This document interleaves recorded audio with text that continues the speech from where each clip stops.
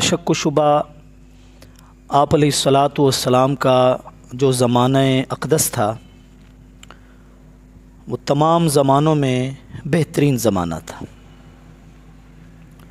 इस्लाम की बरक़ात के हवाले से समाजी सतह पर, अवामी सतह पर हुकूक़ की अदायगी के हवाले से एहसास, खौफ खुदाबंदी, हर एतबार से वो ज़माना बेमिसल और बेमिसाल था। और जितनी रहमत अल्लाह ताला की उस ज़माने में मुतवज्जे थी, उसकी मिसाल बाद वाले ज़मानों में नहीं मिलती। लेकिन आप अलैहिस्सलातु वस्सलाम के ज़माने मुबारक से जो ज़माना मुत्तसिल है और आप अलैहिस्सलातु वस्सलाम की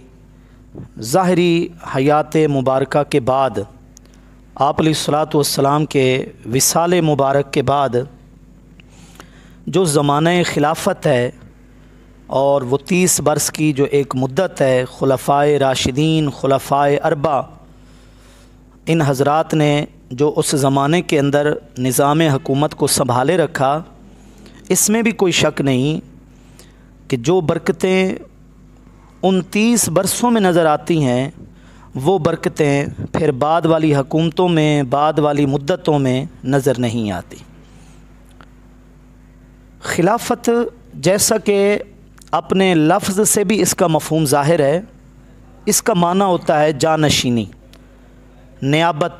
कायम मकाम होना। आप अलैहिस्सलातु वस्सलाम की जो ज़िम्मेदारियाँ थीं इक़ामत दीन के हवाले से, दीन को पहुँचाना, दीन को नाफिज करना, अहकाम इलाहिया के मुताबिक समाज, मुआशरा और आवाम के हुकूक़ का ख़याल रखना, इसी निज़ाम को लेकर चलना, इसी के अंदर मज़ीद तगो-दो, मेहनत, कोशिश और काविश करना, इसी मकसूद के साथ, इसी मतलूब के साथ, इसी मंजिल के साथ, यूँ समझिए ये खिलाफत कहलाता है। मनसब नबूवत के बाद, मनसब रिसालत के बाद जो सबसे ज़्यादा मुअज़्ज़ज़ और मोहतरम मनसब है, काबिल इज़्ज़त मनसब है, वो मनसब खिलाफत है। और नबी और रसूल के बाद जिसकी सबसे ज़्यादा पैरवी, इताअत, इत्तिबा, इक्तिदा लाजिम है, वो भी मनसब खिलाफत है और खलीफा इमाम उसका मनसब है। खिलाफत को दो एतबार से समझना चाहिए, एक ऊपर की जिहत से और एक नीचे की जिहत से। ऊपर की जिहत से खलीफा जानशीन होता है, नायबुर रसूल होता है, और नीचे की जिहत से खलीफा जो होता है वो मुक्तदा होता है, पेशवा होता है, इमाम होता है, मामूम बिही, जिसकी पैरवी की जाए, जिसकी इताअत की जाए, उसका मनसब तकाज़ा करता है। कुरान मजीद के अंदर ये निज़ाम हुकूमत की ज़िम्मेदारी देना, आप अलैहिस्सलातु वस्सलाम के असहाब में से ग़ुलामान रसूल को ये उहदा, ये मनसब बख्शना, यूँ समझें इसका भी ज़िक्र मिलता है। अल्लाह रब्बुल इज़्ज़त ने कुरान मजीद के अंदर इरशाद फरमाया, वअदल्लाहुल्लज़ीना आमनू मिनकुम व अमिलुस्सालिहाति लयस्तख़लिफ़न्नहुम फ़िल अर्द कमस्तख़लफ़ल्लज़ीना मिन क़ब्लिहिम वला युमक्किनन्ना लहुम दीनहुमुल्लज़ी इर्तज़ा लहुम वला युबद्दिलन्नहुम मिन बादि खौफ़िहिम अमना। कुरान मजीद की 24वीं सूरत सूरह नूर आयत नंबर 55 के अंदर इस वादा-ए इलाहिया का बयान है जो अल्लाह ने अपने महबूब की उम्मत से वादा किया कि जैसे पहले वालों को इस ज़मीन के अंदर इक़्तिदार मिला, खिलाफत मिली, जानशीनी मिली, मेरा तुमसे वादा है कि तुम्हें भी मैं जानशीनी दूँगा, इक़्तिदार दूँगा, क़ुव्वत और ताकत हुकूमती सतह पर अता करूँगा। और उसके साथ साथ इस वादा इलाहिया की हिकमत का भी बयान है कि सबसे बड़ी हिकमत ये क़ुव्वत अता करने की ये है कि दीन इस्लाम को मज़ीद क़ुव्वत मिले, दीन इस्लाम मज़ीद मज़बूत से मज़बूत तर हो जाए। और ऐसा ही हुआ। आप अलैहिस्सलातु वस्सलाम के ज़ाहिरी ज़माने मुबारक के अंदर एक महदूद क़िताए ज़मीन था, ज़मीन का टुकड़ा था जिसके ऊपर शरई निज़ाम नाफिज था, और आप अलैहिस्सलातु वस्सलाम की अता करदा मुबश्शरात और ख़ुशख़बरियों के एतबार से अल्लाह रब्बुल इज़्ज़त ने दीन इस्लाम को वुस्अत और कुशादगी अता की। और खुलफ़ाए राशिदीन के ज़माने मुबारक में दीन इस्लाम का काम, परचम इस्लाम ये ज़मीन के मुख्तलिफ़ ख़ित्तों में लहराया। और अम्र बिल मारूफ़ नही अनिल मुनकर की जो एक बहुत बड़ी ज़िम्मेदारी थी, इस ज़िम्मेदारी को भी फलने और फूलने का बहुत सारे ममालिक के अंदर मौका मिला। और न सिर्फ़ रूए ज़मीन के अंदर तालीमात इस्लामिया को फ़रोग़ मिला, और ऐसा नहीं कि बस वो इस्लाम के ज़ेर कब्ज़ा ज़मीनें होती गईं, बल्कि इस्लाम की बरक़ात भी वाज़ेह तौर पर नज़र आने लगी। और इससे बढ़कर इसकी क्या दलील हो सकती है कि यहूद व नसारा होकर भी, इस्लाम के दुश्मन होकर भी, जिनके दिल में इस्लाम के लिए कोई खैर खाही का जज्बा नहीं था, लेकिन उनकी भी तमन्ना यही होती थी कि अगर हम अक़लियत में रहें, अगर हम किसी के मातहत रहें, तो वो सिर्फ़ और सिर्फ मुस्लिम हुक्मरान हों जिनके हम मातहत रहें, इसलिए कि अदल और इंसाफ में वो अपनों के साथ भी रियायत नहीं करते। ये खिलाफत राशिदा की बरक़ात की एक वाज़ेह दलील थी। अल-फ़द्लु मा शहिदत बिल आदा, फ़जीलत वो होती है जिसे दुश्मन भी इकरार करे, दुश्मन भी जिसकी गवाही दे। हलीफ तो हलीफ रहे, जो हरीफ थे, जो मुकाबला करने वाले थे, वो भी मुतअस्सिर होने लगे कि इस जैसा निज़ाम रूए ज़मीन पर फिर नहीं आएगा, ना कभी आया। तो खिलाफत राशिदा के हवाले से आप अलैहिस्सलातु वस्सलाम के फ़रामीन में ये एक बुनियादी नुक्ता मिलता है, जिसमें आप अलैहिस्सलातु वस्सलाम ने रहमत खुदाबंदी को इसके साथ ख़ास फरमाया। बैहक़ी शरीफ की रिवायत है, आप अलैहिस्सलातु वस्सलाम का फरमान मुबारक है कि इन्ना हाज़ल अमरा बदा नुबुव्वतम व रहमतन सुम्मा तकूनु खिलाफतम व रहमतन, कि ये जो मेरे दीन का अम्र है, इसका आगाज़ मेरी नबूवत और रहमत खुदाबंदी से हुआ, फिर मेरी नबूवत के बाद खिलाफत होगी और उस खिलाफत के साथ रहमत खुदाबंदी भी होगी। फिर आप अलैहिस्सलाम ने आगे फरमाया सुम्मा मुल्कन अदूदन सुम्मा काइनुन जबरियतम व उतुव्वम व फसादन फिल अर्द, फिर उस खिलाफत के बाद एक मलूकियत का ज़माना होगा, काट के रख देने वाली बादशाहत आएगी, और उसके बाद जुल्म व सितम का दौर होगा, फसाद फिल अर्द का दौरा होगा। आप अलैहिस्सलातु वस्सलाम के इस फरमान की तशरीह में ये जो एक तरतीब है, ये वाज़ेह तौर पर नुमायाँ है कि आप अलैहिस्सलातु वस्सलाम के ज़माने अक़दस की जो बरक़ात थीं,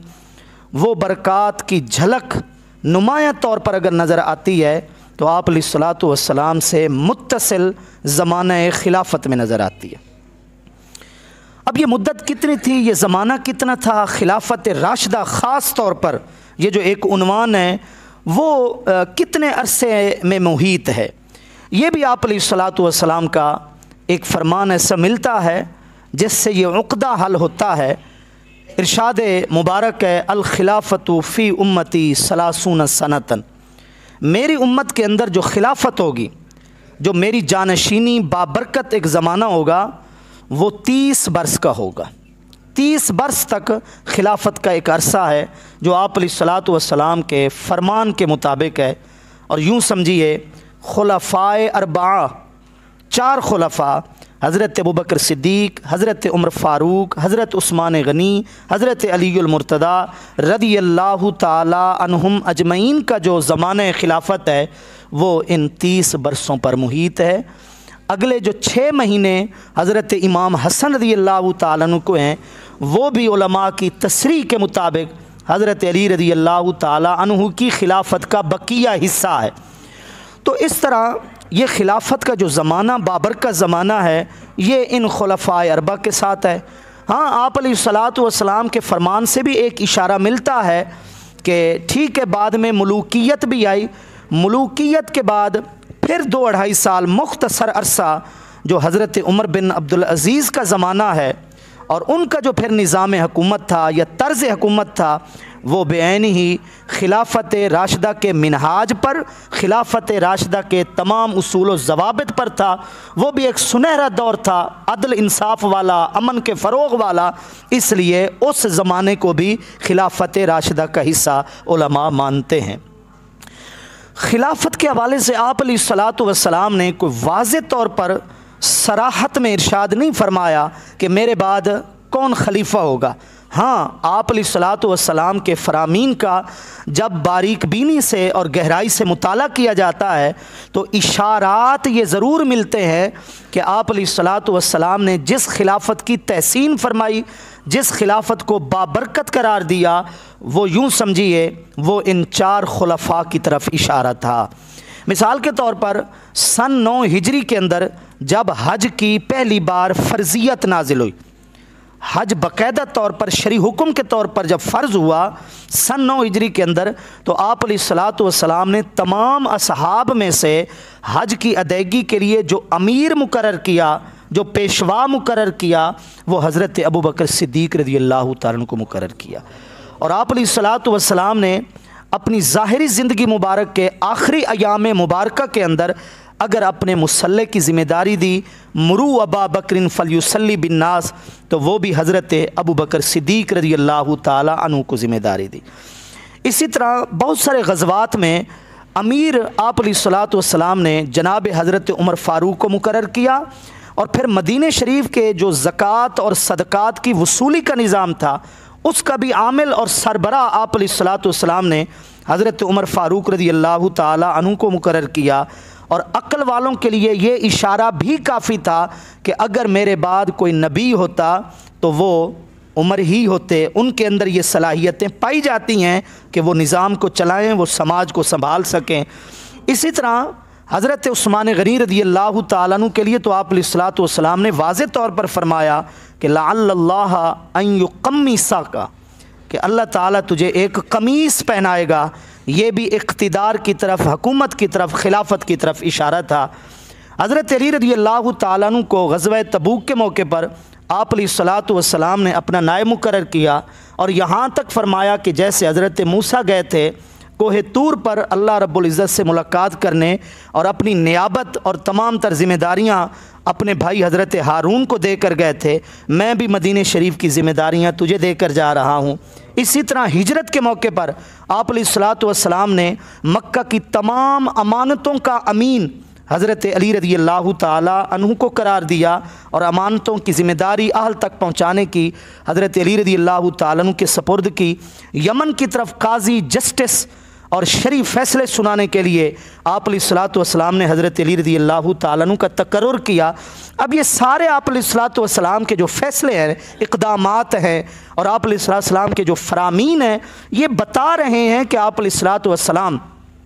निज़ाम हुकूमत के हवाले से जितना भरोसा और एतमाद इन 4 हस्तियों पर किया करते थे, वो एतमाद और भरोसा किसी और पर इस सतह का हमें नहीं मिलता। तो सराहतन तो आप अलैहिस्सलातु वस्सलाम ने बाकायदा नाम लेकर ये नहीं फरमाया कि मेरे बाद खलीफा कौन होगा, लेकिन को हुस्न इत्तिफाक ऐसा है और अल्लाह रब्बुल इज़्ज़त की मशीयत इसके अंदर इस तरह शामिल है कि ये जो तरतीब है ना खुलफ़ाए अरबा की, यूँ समझिए अल्लाह रब्बुल इज़्ज़त और उसके महबूब करीम सल्लल्लाहु अलैहि वसल्लम की बारगाह में मकबूल, मंजूर और पसंदीदा तरतीब है।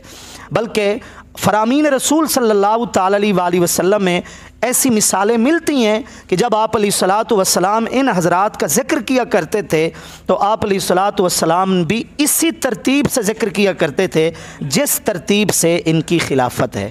अब वो जो मैंने बात की कि मुद्दत खिलाफत जिसमें इस खिलाफत राशिदा की बरक़ात कामिल तौर पर नुमायाँ हैं और आप अलैहिस्सलातु वस्सलाम के फ़रमान मुबारक के मुताबिक वो 30 बरस है, उसकी तफसील कुछ यूँ है कि अक़वाल तो इसके बारे में और भी मिलते हैं, लेकिन जिन अक़वाल पर मुर्रिखीन मुहक्किकीन ने ज़्यादा एतमाद किया है, जो राजिह कौल है, मैं उसके मुताबिक आपको बता रहा हूँ कि हज़रत अबू बकर सिद्दीक़ रज़ी अल्लाह ताला अन्हु का ज़माने खिलाफत 2 साल और 3 माह के लगभग है।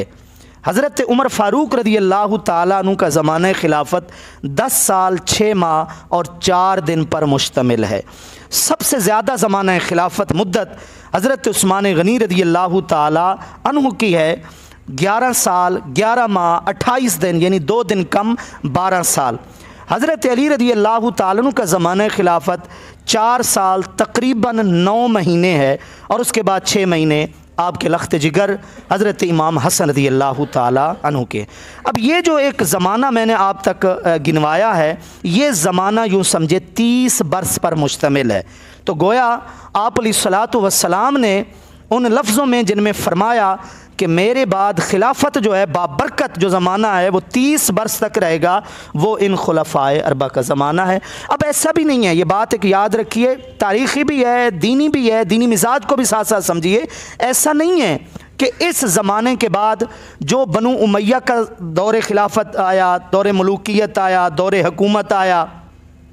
या उसके बाद बनु अब्बास का दौर हुकूमत आया, खलीफा उनको भी कहा जाता था, अमीरुल मोमिनीन उनको भी बोला जाता था। ये इस तरह बात नहीं है कि अल्लाह माफ़ करे सारे का सारा वो जुल्म सितम ही होता रहा, बल्कि अच्छाई के पहलू उनके अदवार में भी मिलते हैं, उनके ज़मानों में भी मिलते हैं। हज़रत मुआविया रज़ी अल्लाह ताला अन्हु के ज़माने के अंदर भी, उनकी हुक्मरानी के दौर में भी बहुत सारी बेमिसाल सूरतें ऐसी हैं जो दीन की तक़वियत का बायस बनी, और दीन इस्लाम के फ़रोग़ में उनका भी अच्छा खासा किरदार है। हाँ, ये ज़रूर है वो हदीस शरीफ की तसरीह के मुताबिक जो अल्लाह रब्बुल इज़्ज़त की रहमत मुतवज्जे इन 30 बरसों में रही और इन खुलफ़ाए राशिदीन के साथ रही, और आप अलैहिस्सलातु वस्सलाम ने यहाँ तक भी फरमाया कि अलैकुम बिसुन्नती व सुन्नतिल खुलफ़ाए राशिदीन, कि मेरे तरीक़े की पैरवी भी तुम पर लाजिम है, और मेरे बाद जो खुलफ़ा आएंगे उनके तरीक़ों की पैरवी भी तुम पर लाजिम है। इन चीज़ों का ताल्लुक़ जो है वो इन 30 बरसों से ख़ास तौर पर है। बाद में आहिस्ता आहिस्ता जो ज़माने और तारीख़ जितनी आप अलैहिस्सलातु वस्सलाम के ज़माने मुबारक से दूर होती गई, यूँ समझिए वो तारीख़ और वो ज़माने बरक़ात रसूल सल्लल्लाहु ताला अलैहि वसल्लम से खाली होते गए, महरूम होते गए, और इस तरह आज तक ये सिलसिला चला आ रहा है। अब आसार जो पैदा होने हैं वो क़यामत ही के पैदा होने हैं, लेकिन एक बात ज़रूर है कि जिन बुनियादों पर, जिन उसूल व ज़वाबित पर खुलफ़ाए राशिदीन ने समाज का निज़ाम चलाया, दीन के निज़ाम को नाफिज किया, रियाया के हुकूक अदा किए, और खौफ खुदाबंदी को नस्बुल ऐन बनाया, अल्लाह की बारगाह के अंदर जवाब देने का एहसास कामिल तौर पर दिल के अंदर रखा, रियाया के माल को अमानत समझकर उसमें भरपूर दियानत का मुजाहरा किया, आज भी वो उसूल कायम है। आज भी अगर इस्लामी ममालिक के सरबराहान संजीदा तौर पर उन उसूल को अपनी हुकूमतों का लाजमी जुज़ बना लें और हिस्सा बना लें, अब मैं ये तो नहीं कह सकता कि जनाब सारे मसाइल हल हो जाएंगे, लेकिन ये कह सकते हैं कि उन उसूलों की बरकतें ऐसी हैं कि काफ़ी हद तक मसाइल पर काबू पाया जा सकता है। लेकिन मिजाज यही बता रहा है कि ये चीज़ें अब दौरे इक़्तिदार का चूँकि हिस्सा नहीं रही, इसलिए पसमानदगी बढ़ती जा रही है, ज़िल्लत, ज़वाल और पस्ती उसके अंदर हमेशा से इजाफ़ा ही हमें महसूस हो रहा है। आपके सामने सारी की सारी जो है वो सूरत हाल है, लेकिन मैं चंद चीज़ें ऐसी आपके सामने रखना चाहता हूँ कि जो उसूल उस दौर के थे, जिन उसूलों की बिना पर वो निज़ाम सबसे कामिल और मुकम्मल निज़ाम बना, और उसकी तहसीन अपने तो अपने रहे, बेगानों ने भी की। महात्मा गांधी को आप जानते हैं, जैसे हमारे बाबाए कौम कायदे आज़म हैं, तो उनके हिंदुओं के बाबाए कौम महात्मा गांधी हैं, हिंदुस्तान की बनाने में तगोदो और मेहनत करने वाले। लेकिन महात्मा गांधी के ये अल्फाज आज भी तारीख़ के औराक पर नक्श हैं। उसने कहा था कि जब हिंदुस्तान मैंने बना लिया तो मेरी ख्वाहिश है कि इसका निज़ाम वैसे का वैसा ही चले जैसा अबू बकर और उमर का निज़ाम चलता था। वो गैर मुस्लिम होकर भी उसे इस बात का इकरार है कि अगर ज़ाहरी तौर पर भी कामयाबी चाहिए तो उस कामयाबी के लिए हमें उसूल शेखैन करीमैन अबू बकर उमर के कायम करदा मानने पड़ेंगे और चलाने पड़ेंगे। अच्छा, सबसे पहला जो वज़ीर आज़म था हिंदुस्तान का, इंडिया का, जवाहरलाल नेहरू, उसकी किताब मेरे पास पड़ी है। उसने ख़ुद हज़रात खुलफ़ाए अरबा का ज़माना दुनिया का यूँ समझे सबसे रोल मॉडल ज़माना करार दिया है और सबसे बड़ा सुनहरा दौर करार दिया है। जवाहरलाल नेहरू ने जो इंडिया का सबसे पहला वज़ीर आज़म बना। तो अर्ज़ करने का मकसद ये है कि निज़ाम तो ऐसा होता है कि फिर बज़ाहिर वो लोग पैरोकार नहीं भी होते, कलमा गो नहीं भी होते, लेकिन वो कामयाबियाँ हर एक को नज़र आती हैं। तो जब गैर मुस्लिम उसको मान रहे हैं कि समाज को कामयाबी की सतह पर चलाने के लिए ज़रूरी है कि खुलफ़ाए राशिदीन के खिलाफत राशिदा वाले निज़ाम को नाफिज किया जाए, तो मुसलमानों को तो इस पर यकीन और ईमान ज़्यादा होना चाहिए। ठीक है। अब खिलाफत राशिदा में से सबसे बुनियादी बात जो हमारे सामने आती है वो ये है कि अक़रिबा परवरी और मौरूसियत जो है कि मेरे बाद मेरा फ़र्जंद, मेरे फ़र्जंद के बाद उसका फ़र्जंद, और ये दौरे इक़्तिदार जो है और ये कुर्सी इक़्तिदार जो है ये अगर घूमता रहे तो हमारे ही ख़ानदान के इर्द गिर्द घूमता रहे। सबसे पहली बुनियादी बात जो खिलाफत राशिदा से हासिल होती है वो ये है कि वो हज़रात कोई धींगा मुश्ती जो आजकल बरपा है ना, इस तरह लड़ कर नहीं आए कि जनाब मैं अहल हूँ और एक एक इलाके में 10-10 12-12 कैंडिडेट खड़े हुए हैं, सारे ये सबूत दे रहे हैं कि वो अहल नहीं है इस कुर्सी का, मैं अहल हूँ, मैं ज़्यादा हक़ रखता हूँ कि मैं तुम्हारे ऊपर सरबराही और इक़्तिदार को लेकर आऊँ और मैं तुम्हारे साथ वादा करता हूँ कि तुम्हारी अमानतों का मुहाफ़िज़ मैं हूँगा। इस लड़ाई वाली जो सूरत हाल है जो सबसे बड़ी बेबरकती का भी बायस है, खिलाफत राशिदा में बात याद रखी है कि उन अइम्मा को और उन हुक्मरानों को वो ज़बरदस्ती आए नहीं बल्कि उनको लाया गया है। अवाम ने ख़ुद उनके कांधों पर यह ज़िम्मेदारी रखी, अवाम ने ख़ुद एतमाद किया और भरोसा किया कि आप ही इस काबिल हैं कि आप इस उम्मत की कश्ती के मल्लाह बन सकते हैं, आप ज़िमामे इक़्तिदार को संभाल सकते हैं। ये सबसे बड़ी एक बात है। इसलिए हज़रत उमर बिन अब्दुल अज़ीज़ के यूँ समझें ज़िंदगी को दो हिस्सों में आप तकसीम करें, हाकिम बनने से पहले और हाकिम बनने के बाद। हाकिम बनने से पहले उनकी ज़िंदगी बड़ी शाहाना ज़िंदगी थी। वो आला से आला तरीन लिबास ज़ेब तन किया करते थे, महंगा कपड़ा वो पहना करते थे। लेकिन जब ज़बरदस्ती लोग उनको निज़ाम हुकूमत देने के लिए उन्होंने मुंतखब किया, वो उनकी ज़िंदगी का जो पहला दिन था वो यूँ समझिए ये शाहाना ज़िंदगी का वो आखिरी दिन था। हाकिम बनने का जो पहला दिन था वो शाहाना ज़िंदगी का आखिरी दिन था। और हालत ये हो गई कि बवक्त विसाल आपका साला, आपकी ज़ौजा फ़ातिमा, उसका भाई बार बार आ रहा है, बनु उमैया का वो भी एक सरबराह था यूँ समझे दौर का, वो बार बार आ रहा है और अपनी बहन को कह रहा है कि लोग आ रहे हैं, आखिरी वक्त है खलीफतुल मुस्लिमीन का, अमीरुल मोमिनीन का, और लोग बीमार पुरसी भी कर रहे हैं। और सबको पता है कि हज़रत उमर बिन अब्दुल अज़ीज़ जो है वो ज़िंदगी की एक कशमकश में है, जंग लड़ रहे हैं, विसाल का वक्त करीब है। तो लोग इस इयादत के लिए, बीमार पुरसी के लिए जो आ रहे हैं, कम से कम तुम इसकी कमीज़ को तो तब्दील करो, इसके कपड़े को तो तब्दील करो ताकि आने वाला अच्छा तासुर तो लेकर जाए। एक मरतबा उसने कहा, दूसरी मरतबा उसने कहा, फिर वो बिलाखिर अपनी बहन से उलझने लगा हज़रत उमर बिन अब्दुल अज़ीज़ की अहलिया से कि मैं जो तुझे कह रहा हूँ कि इसका कुर्ता तो तब्दील करो। लेकिन हज़रत उमर बिन अब्दुल अज़ीज़ की अहलिया ने उस वक्त फिर ये जवाब दिया, वल्लाही लैसा इंदहु कमीसन गैरहु, मैं क्या करूँ कि उमर बिन अब्दुल अज़ीज़ के पास इस कुर्ते अलावा कोई और कुर्ता नहीं है,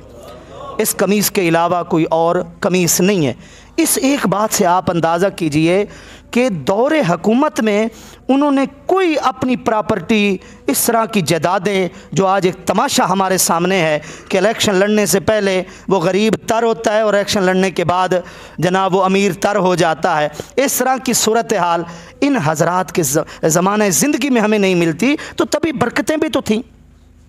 हज़रत अबू बकर सिद्दीक़ रज़ियल्लाहु ताला अन्हु ने अपनी माशी ज़िम्मेदारियों को, घरेलू ज़िम्मेदारियों को पूरा करने के लिए 6000 दिरहम का कर्ज़ा बैतुल माल से लिया, ख़जाने से लिया। लेकिन बवक्त विसाल वसीयत करके गए कि मेरा वो जो फ़लाँ बाग है वो बाग उन 6000 दिरहमों के एवज़ चला जाए जो मैंने 6000 दिरहम बैतुल माल से बतौर कर्ज़ लिए थे। और आज हालत ये है कि वो अमीर तरीन लोग होकर भी कर्ज भी उठाते हैं और जाते जाते ऐसा बिल पास करके जाते हैं कि अपने सारे बैंक में मौजूद कर्जे भी माफ़ करवा के चले जाते हैं। तो कैसे बरकतें हो सकती हैं? आप खुद फैसला कर सकते हैं। हज़रत उमर फ़ारूक रज़ियल्लाहु ताला अन्हु, जनाब बेटा उनको अपने हिस्से का कपड़ा देता है तो तब जाकर हज़रत उमर फ़ारूक रज़ियल्लाहु ताला उनका लिबास पूरा होता है। हालांकि वो खलीफा वक्त है, हाकिम वक्त है, लेकिन कपड़ा पूरा, लिबास पूरा होने के लिए उनके पास पूरा कपड़ा नहीं है। बेटा अपना हिस्सा देता है तब उनका पूरा लिबास जाकर बनता है। अब आप देखिए